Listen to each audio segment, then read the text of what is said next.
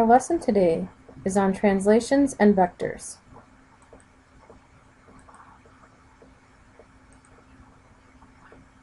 A translation is a transformation that maps every 2 points P and Q in the plane to points P' and Q', so the following properties are true.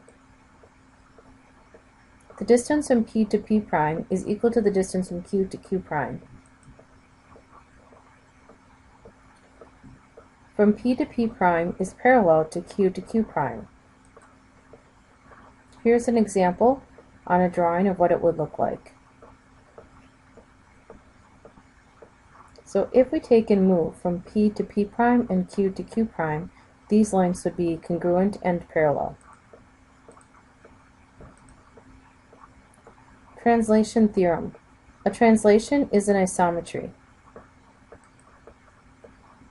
Theorem 7.5. If lines K and M are parallel, then a reflection in line K followed by a reflection in line M is a translation. If P double prime is the image of P, then the following is true. P to P double prime is perpendicular to K and M. P to P double prime is twice the distance between K and M, where D is the distance between K and M. So here it shows K and M are the parallel lines, and we're reflecting the blue segment, which becomes the image in red, reflected again becomes the image in green. As you can see, the image of the first one and the image of the last one, so this one and this one, are parallel to each other, and the distance is 2D.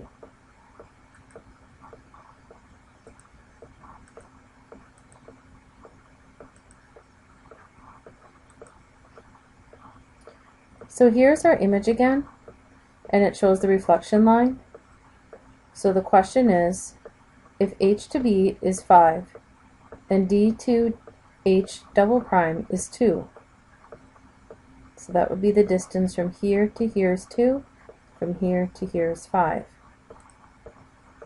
Name some congruent segments. Does AC equal BD?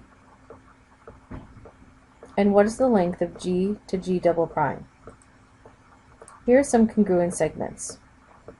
G to H, G prime to H prime, G double prime to H double prime, H to B, H prime to B, H prime to D, and H double prime to D are all congruent segments.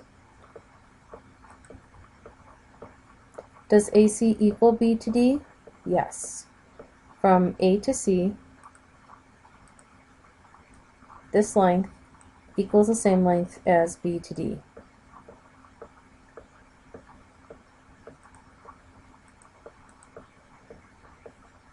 The length from G to G double prime, which is a little bit off the page here, is the length of, same length as up here, so you'd have 5 plus the 5 would be down here, plus you have a length of 2 and 2, so 5, 5, 2, and 2.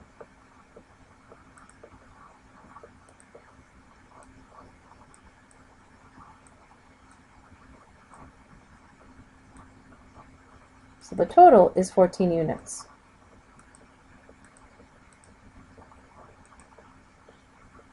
Translations in a coordinate plane can be described by the following coordinate notation. This is called coordinate notation when you describe x and y as how much you're adding to the x value and how much you're going to add to the y value when you do a translation on a coordinate graph. A and B are any number called constants. Each point shifts A units horizontally and B units vertically. So, example, in the coordinate plane, the translation xy, x plus 4, y minus 2, would shift it 4 units to the right, plus 4 is 4 units to the right, 2 units down, which is the minus 2. So here's an example. We're shifting point P 4 units to the right and 2 units down. Point Q is shifted 4 units to the right and 2 units down. So the image of PQ is right here in red.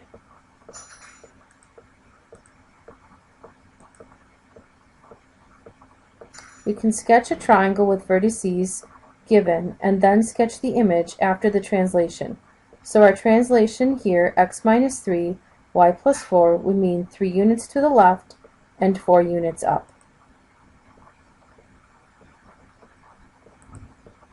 So if you look from point C, here's C, we're counting 1, 2, 3 units to the left and 1, 2, 3, 4 units up.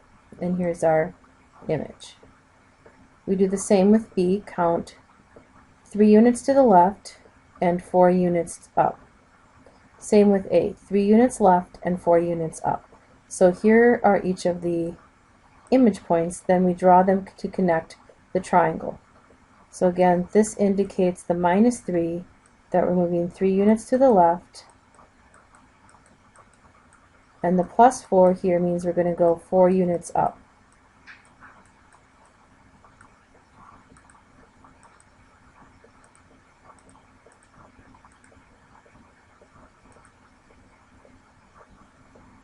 One way to describe a translation is using a vector. A vector is a quantity that has both direction and magnitude or size. The magnitude is also known as the length or size of the vector. It's represented by an arrow drawn between 2 points. So technically, when we're looking at a vector, on one end of the vector, we have an arrow with a point. We know that in geometry, if we don't have a point at both ends, we can't measure it. So this vector here, to get from P to Q, we would go 5 units to the right and 3 units up. A vector is also known as sometimes a directed line segment.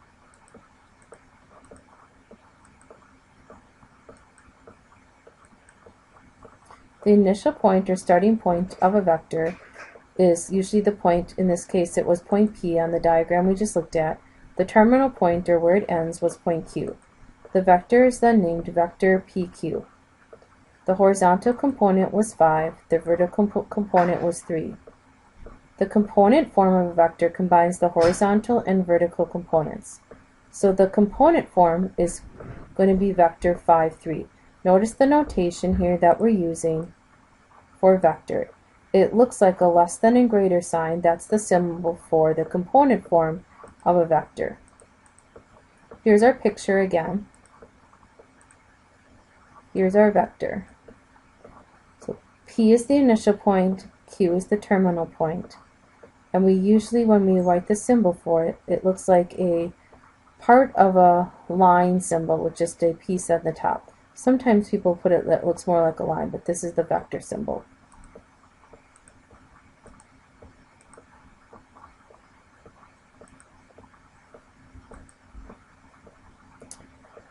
So this vector, vector JK, we'll put an arrow on so we know which direction it's going, moves 3 units to the right and 4 units up. So we go 1, 2, 3 to the right,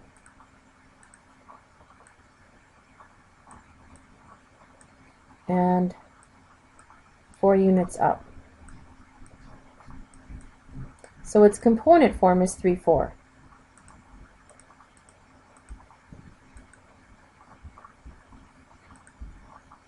If the component form of GH is 4, 2, and we translate by the triangle from what we're given, we can see how the triangle will translate. Each of the points would go 4 to the right and 2 units up. And there should be component form is from the vector.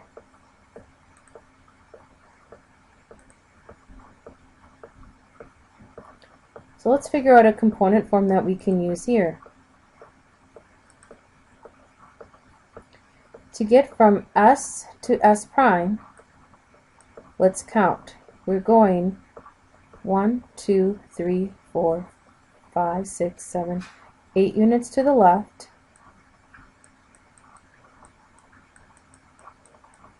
and 2 units up. So the component form would be -8 and +2.